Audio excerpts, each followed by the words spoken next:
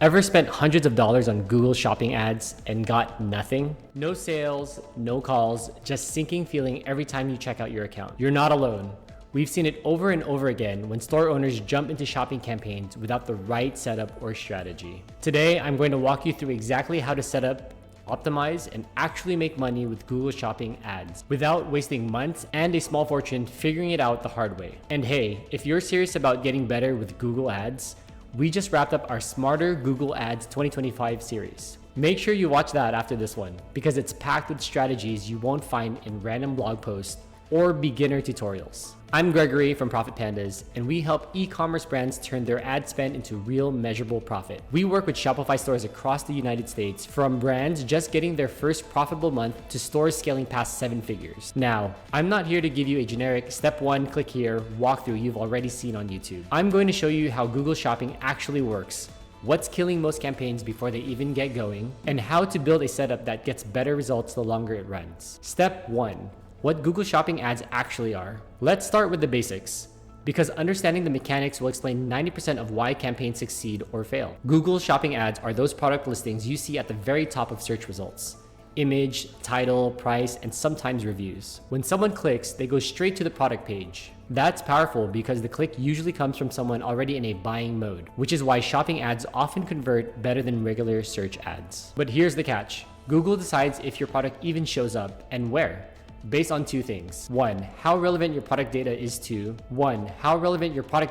what the shopper searched, and your historical performance, meaning Google's past data on how often your ads get clicked and lead to sales. If those 2 aren't dialed in, you can spend a lot of money for a lot of nothing. Step 2, the core setup without the fluff. You need 4 things in this order. Number 1, an e-commerce site. Most of our clients use Shopify. 2, a product feed. This is your product data in a format Google can read. 3, a Google Merchant Center. This is the gatekeeper for your product feed. And 4, a Google Ads account where you can actually create and manage campaigns. We link Merchant Center to Google Ads so your products can run in shopping campaigns. Sounds simple, but here's where people go wrong. They stop after connecting the accounts and never optimize what's inside the feed. Step 3.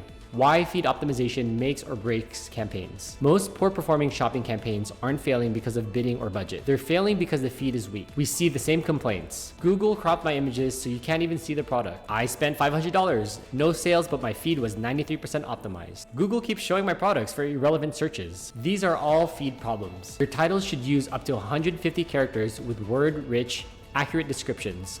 Not black gym leggings, but women's black squat-proof gym leggings, high-waist workout pants. And remember, the first 75 characters are the most visible in shopping ads, so that space should highlight your most valuable keywords and selling points. Your description should use up to 320 characters, naturally covering related terms customers search for. And your images, they need to be high resolution, well lit, and framed so Google's automatic cropping doesn't cut out the important part of your product. If cropping is still an issue, add white space around the product to protect its framing. You can even use Google Merchant Center's Product Studio to make quick edits or create better looking images directly inside your feed. Step 4, campaign type, standard versus performance max. Performance max is everywhere right now, and in 2025, if you've got a super low budget, it can actually be the better first test, but only if you already have real customer data for Google to work with. Here's what I mean.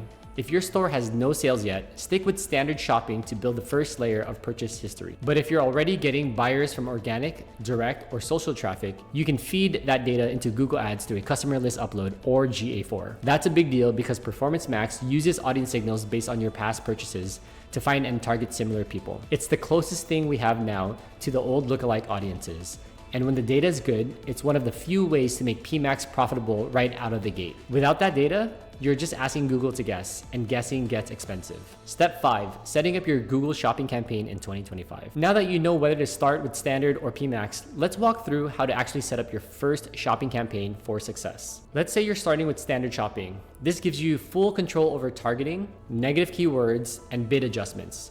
Exactly what you need to build that first layer of profitable sales data. Bidding strategies. Manual CPC is best for testing when you don't have much data. You control spend per click and quickly spot which products perform. Maximize conversion value with target ROAS. Ideal once you've hit at least 30 to 50 conversions in the past 30 days. Maximize clicks. Used only for short-term data gathering. It can chew through budget fast. Here are some key edits once it's live.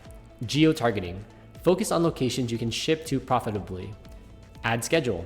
Run ads during peak buying hours. Check your analytics to confirm. Negative keywords. Add them early to block irrelevant traffic and protect budget. Once you've got a healthy stream of conversions from standard shopping, that's when it makes sense to test Performance Max, especially if you can upload customer list or connect GA4. We have a full video breakdown exactly how to do that, so make sure to check it out next. Google Shopping ads aren't set it and forget it. They're a machine that needs the right inputs to keep producing profit. If you take anything away from this, get your product feed right before you spend a cent. Start with standard shopping for control and learning, and optimize like your profits depend on it, because they do. I'm Gregory from Profit Pandas. We help e-commerce stores turn ad spend into profit, and we've done it for brands across the United States. If you want to learn more, head over to profitpandas.io or keep learning right here by watching the Smarter Google Ad Series 2025. That's where we break down the advanced strategies you can stack on top of what you just learned today. I'll see you there.